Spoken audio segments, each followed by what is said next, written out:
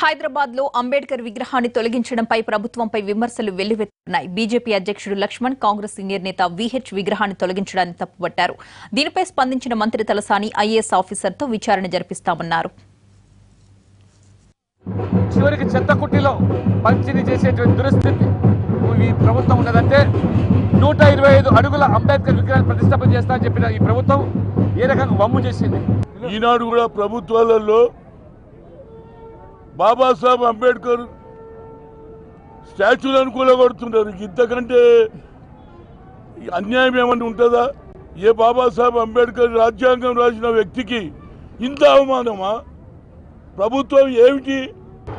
నిన్న పంజగుట్టలో జరిగినటువంటి ఒక దురదృష్టకరమైనటువంటి సంఘటన, దాన్ని ఒక ఐఏఎస్ అధికారితో మరి విచారణ జరిపిస్తున్నాం.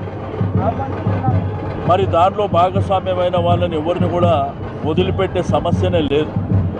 ఎందుకంటే ఈరోజు ప్రతి బస్తీలో కానీ ప్రతి గల్లీలో కానీ మా ప్రభుత్వం వచ్చిన తర్వాతనే ఎక్కడ చూసినా కానీ స్టాచ్యూస్ ఇంకా